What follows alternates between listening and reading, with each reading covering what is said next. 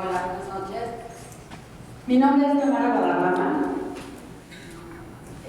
Soy abogada.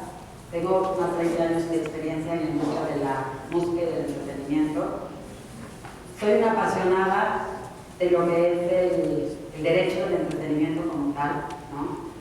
Realmente es una rama nueva, reciente, que empezó a raíz de todos estos cambios que se fueron dando en la industria. La industria fonograbadora nace a finales del siglo antepasado. La música ha existido a través de todos los tiempos y yo creo que desde que el hombre empezó a tener el tiempo para dedicarse a otras cosas que no fuera nada más preocuparse por comer y por ahora sí que mantener su seguridad, es cuando empieza a desarrollar esa parte de la música, ¿no? Esa parte creativa. Sin embargo, es hasta finales del siglo antepasado que con el invento de Tomás Alva Edison se empieza a crear esa nueva magia que es fijar sonidos. Cuando empieza Tomás Alva Edison a crear esta invención, lo primero que graba es su voz, pero pues evidentemente él decía, bueno, mi voz ya se grabó, ¿no? Pero pues no se preocupó por ver de qué forma iban a grabar otros. Un alemán, que es el que crea el gramófono, se basa en el fonógrafo de Tomás Alva Edison, pero el gramófono. Con este gramófono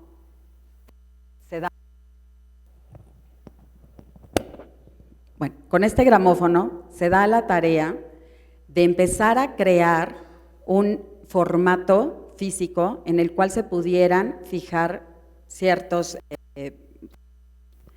Con esto, él empieza a ver pues, de qué va a servir grabar sonidos, y entonces es cuando se le ocurre la brillante idea de pedirle a los músicos de ese entonces, a los grandes artistas, que grabaran sus interpretaciones y que pudieran entonces llegar a todos los confines del mundo, no nada más los que podían ir a verlos en determinado lugar que cantaban, sino que pudieran llegar a todos los lados donde más se pudiera.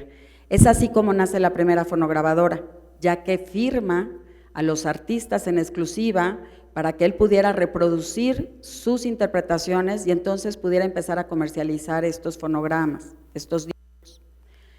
Así es como empieza la industria y va adaptándose y cambiando sustancialmente durante todo el tiempo en el que se empiezan a crear distintas empresas, tales como la RCA, en su momento Philips y Sony. ¿Qué tenían en común estas tres empresas? Bueno, pues que eran, además de ser creadoras de aparatos electrónicos, ¿no? Ahora sí que los reproductores de determinados formatos físicos, creaban patentes para reproducir sonidos, música, y además firmaban a los artistas. Entonces cerraban el círculo. Eran los creadores de aparatos electrónicos, eran los creadores de los dispositivos en donde se iban a fijar esas interpretaciones y además tenían firmados en exclusiva a los artistas. Con el paso del tiempo se van dedicando única y exclusivamente a lo que es la parte de firmar artistas y vender sus discos.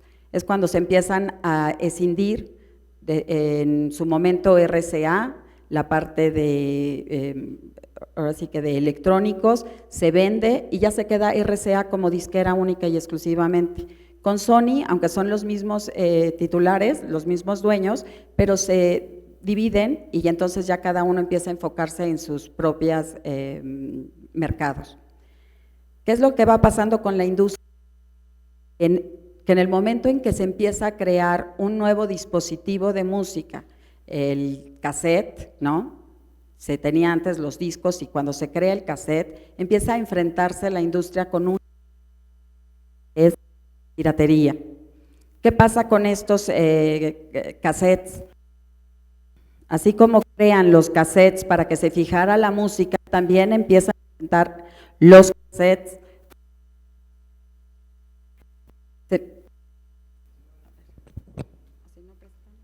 Es cuando empiezan, los cassettes empiezan a tener el problema, ¿no? Porque ya empieza un cassette que puede empezar a reproducir música. Aunque las reproducciones que se hacían no eran las mejores, pero sí le empieza a impactar un poco a la música, a la industria de la música, el hecho que se empezaran a replicar sus discos, porque empezaba a disminuir, ¿no? En cierto punto, la venta de sus discos. A final de cuentas, las personas empezaban a duplicar, ¿no? Y se regalaba el cassette con determinada música, y entonces es cuando se empezaba a boicotear en determinado momento lo que era la parte de la venta de discos. ¿Qué es lo que va pasando? Continúa la industria, siguen inventando nuevos dispositivos, aunque realmente los comerciales eran únicamente el disco y el CD. Es más o menos a finales de los 80, cuando se crea la nueva invención que es el CD, el disco compacto. Y con esto se pensaba que se le iba a dar fin a la terrible piratería que hasta ese entonces se había llevado a cabo. Pasa un rato, a final de cuentas fueron más o menos unos 4 o 5 años en que se crea lo que es el CD, y entonces es cuando la creatividad humana, ¿no?, mal llevada, pues empiezan a hacer también invenciones para poder duplicar esta parte de los discos. Sin embargo, la industria estaba llegando a su clima, ¿no? Estaba generando muchísimo dinero, pero entonces empieza la gran caída. ¿Por qué empieza la gran caída? Pues porque ya era muy fácil quemar los discos, empezar a vender a unos precios realmente ínfimos, cuando las producciones se hacían y eran costosísimas. En algún momento, cuando estaba yo al frente de la dirección, llegaba a escuchar comentarios que me decían, no, es que las disqueras tienen la culpa de que les hagan la piratería, porque al final de cuentas venden carísimo los discos. Un disco que te cuesta 15 pesos, ¿no? ¿Por qué te lo van a vender en 150 pesos? Yo decía, bueno, pues es que a lo mejor te cuesta 15 pesos la fabricación del disco como tal, nada más, pero no estás viendo todo lo que hay atrás de ese disco. Está la firma de un artista al cual le vas a dar un anticipo, está los gastos de grabación de todos los músicos que intervienen en ese disco, del director y realizador, que es aquel que va a escoger toda la música, todos los temas, el arreglo orquestal, ¿no? Además de todo el marketing que tienes que hacer para posesionar al artista, para posesionar el género, para dar a conocer ese nuevo producto, ¿no? Entonces, yo decía, imposible que cueste 15 pesos, o sea, a final de cuentas se tiene que crear la conciencia de que detrás de ese disco físico, ¿no?, hay todo un ámbito de derechos intangibles, hay todo un ámbito de inversiones, ¿no?, y hay un tiempo y hay toda una carrera artística. Entonces, se me hacía, o sea, yo escuchaba esas propuestas y decía, realmente estas personas no tienen idea todo lo que hay atrás de los discos. Sin embargo, a finales de los 90 se entra con otro problema. ¿Cuál fue este grave problema? El MP3. O sea, el MP3 era un dispositivo en el cual se podía concentrar toda una discografía, ¿no?, de un artista, y lo terminaban vendiendo en la piratería en 15 pesos. Recuerdo cuando llegó alarmadísimo el que entonces era director de ventas de BMG, con una cara afligido, y nos dijo, acaban de encontrar una cosa, dice, que en un disco cabe toda la discografía de los Beatles. BMG no era titular del catálogo de los Beatles, pero sabíamos a lo que nos estábamos enfrentando. O sea, realmente el hecho de que en un disco tan sencillo pudiera caber todo esto encriptado, pues era realmente el balazo en la cabeza, ¿no? La industria se empezaba a venir a pique, o sea, teníamos a los piratas súper cerca y teníamos a los piratas totalmente dominando una situación que a la propia industria le había caído por sorpresa. No obstante, con eso llega Napster a la escena. Y con esto de Napster llegó un momento crítico en la industria, aún más crítico. ¿Por qué? Porque anteriormente el que compraba el disco pirata sabía que era disco pirata, tenía esa conciencia de que pues, era pirata, pero pues me sale más barato, y entonces lo iba y lo compraba a la mejor en Tepito, o lo compraba a la mejor en el centro, ahí en las calles de Uruguay y de República del Salvador.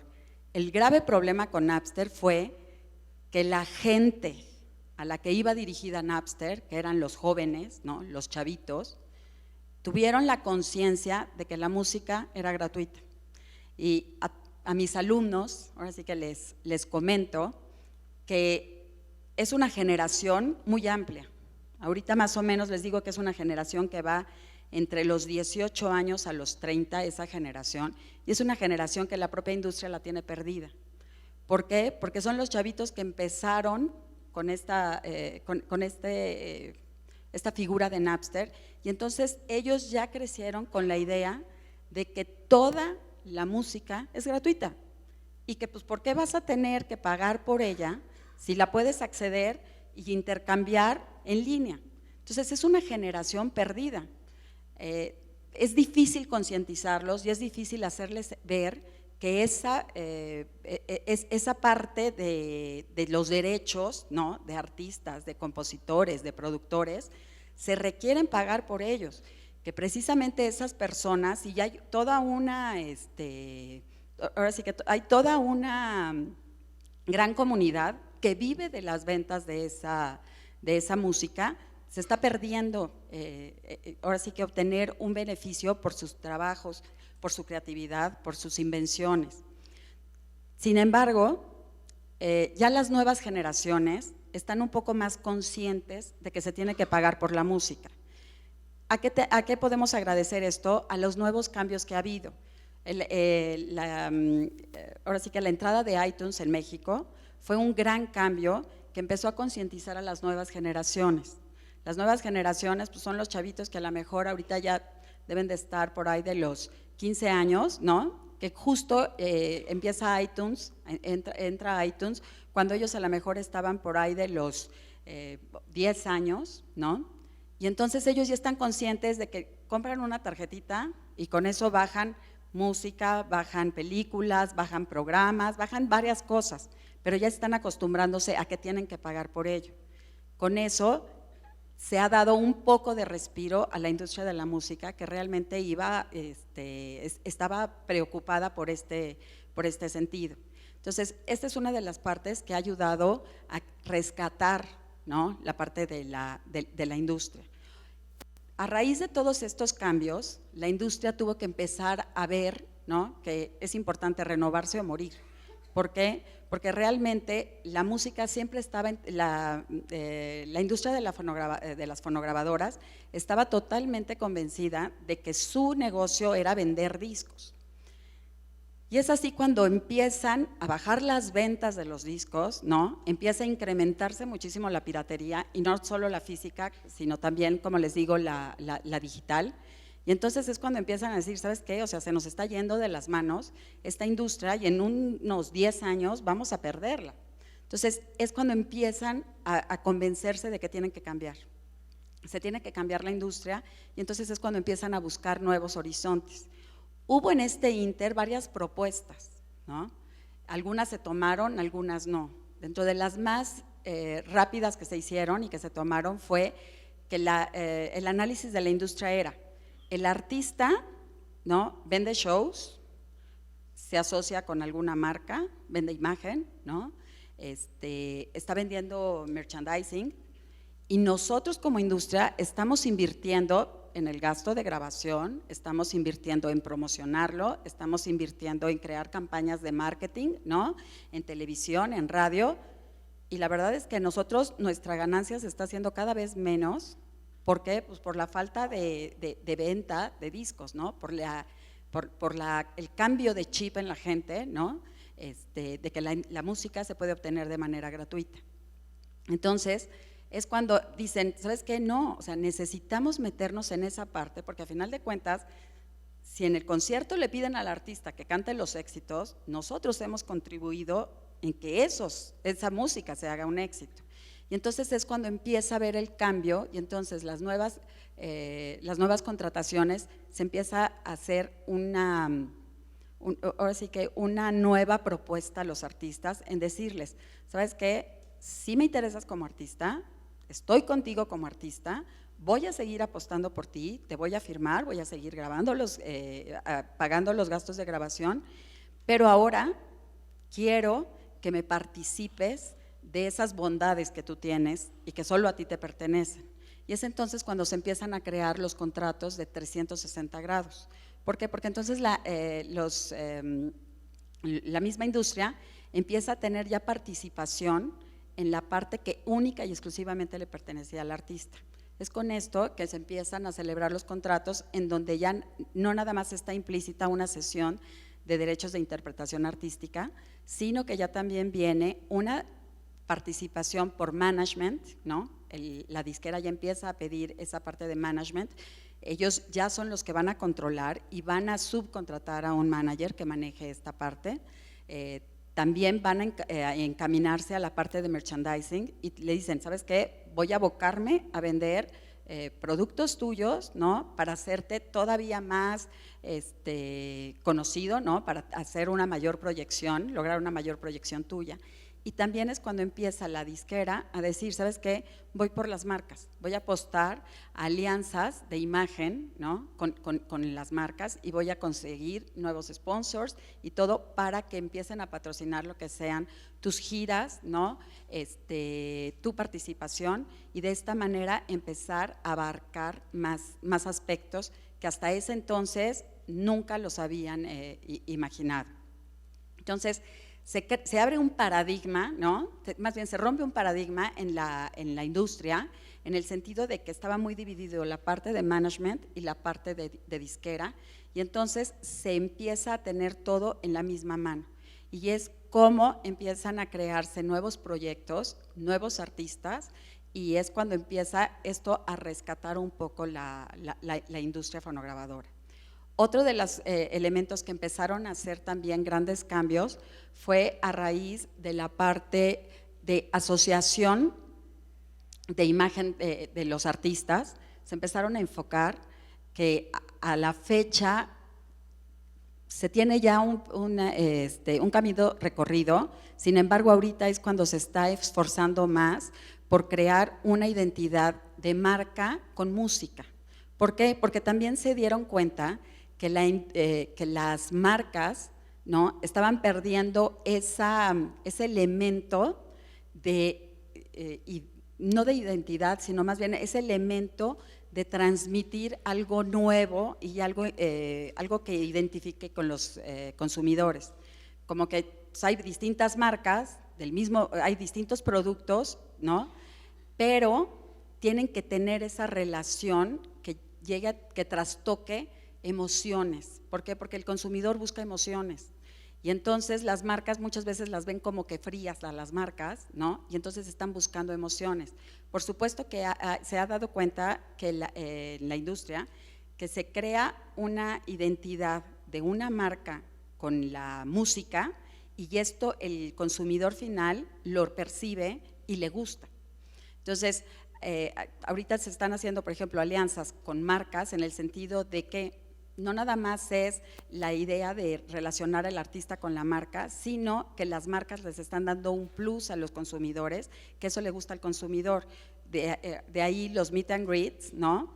A lo mejor hay varias marcas que invitan o patrocinan el concierto de determinado artista y dentro de las bondades que te da es conocer al artista, estar en una reunión petit, ¿no? De 20 fans, que puedas tener el trato con él a lo mejor media hora, que te puedas tomar la fotografía, que te puedan autografiar el disco o autografiar el póster, ¿no? O sea, esos plus que ahorita se están dando en alianza con marcas y con artistas y con la propia música. A final de cuentas, este tipo de modelo se ve replicado en distintas áreas del entretenimiento. Por ejemplo, están ahí los clubes de fútbol, ¿no? Sobre todo los europeos, en donde llevan a cabo esto. Las grandes marcas llevan a sus proveedores o clientes, los invitan a los partidos de fútbol, tienen la facilidad de conocer a lo mejor a 2 o 3 astros del equipo de fútbol, les entregan la camiseta, van a los vestidores, son plus que las mismas marcas van adquiriendo y que a final de cuentas les va llegando, ahora sí que la emoción del cliente, que se va identificando cada vez más con la marca que les ofrece más estas bondades. Entonces, es de los cambios que se han estado dando en la industria. Otro gran cambio que han encontrado en la parte de la industria, no en la fonograbadora, sino en las editoras. Las editoras son aquellas que administran todo lo que son las obras musicales, las canciones, ahora sí que la parte de los compositores. Estas también se han dedicado a la tarea de relacionar lo que son las obras que administran con determinadas marcas. Entonces, de esta manera se está logrando abrir puertas, ¿no?, para que la industria de la música subsista. Otro, por ejemplo, de los cambios que se han manifestado últimamente, que ahí sí les puedo comentar que esa propuesta fue hecha por una manager de un grupo rockero en el 2002 y la tomaron de a loca, porque ella le decía, ¿quieres combatir la piratería? En el boleto del concierto hay que incrementarle a lo mejor 50 pesos, ¿no? Y con esos 50 pesos a todos los que vayan al concierto les vas a regalar el disco, van a adquirir el disco. De esa manera tú vas a lograr, ¿no?, les decía a las disqueras, tú vas a lograr las ventas, ¿no?, porque en un auditorio nacional ya vas a alcanzar las 10,000 ventas del disco, ¿no?, y vas a pegarle, darle un fuerte golpe a la piratería, porque al final de cuentas la gente lo va a adquirir.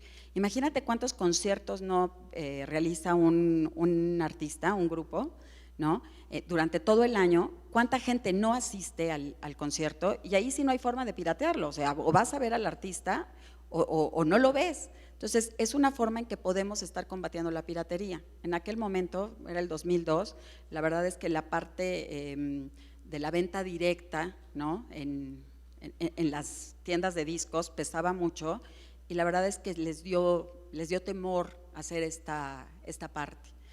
Sin embargo, hace un mes, creo que fue el concierto de Juan Gabriel, y me comentaban que en el Auditorio Nacional a todos los que llegaron a ver el concierto, en la puerta les estaban entregando un disco de Juan Gabriel, ¿no? Entonces, es una de las formas en que la industria ahorita está dando la vuelta. A final de cuentas, ahorita, a lo mejor el disco ya no te va a representar tanto la venta, ¿no?, como todo lo que hay detrás, lo que son la venta de los conciertos, la venta de merchandising, la parte de los sponsors, que ahí es en donde realmente ahorita está enfocándose más el negocio. Otra de las partes que ha cambiado esta industria fue todo lo de la distribución digital. Anteriormente, la distribución digital únicamente era a través de iTunes. Tú llegabas y bajabas tu música, la que querías, ¿no? Actualmente ya ni siquiera eso, ya iTunes va un poco a la baja. ¿Por qué? Por toda la nueva tecnología que hay, que viene ahora, todo lo que es Spotify, ¿no?, Deezer, Apple Music, esta parte en donde más bien se enfocan al streaming. Es una forma en que se está cambiando la industria. Ahorita ya las disqueras, ¿no?, tanto Universal como Sony están sacando sus propias plataformas, porque es darle la vuelta, ¿no?, a la industria y buscar nuevas opciones para que ésta subsista. Y es que ahora sí que una gran pregunta, ¿qué sería la vida sin música?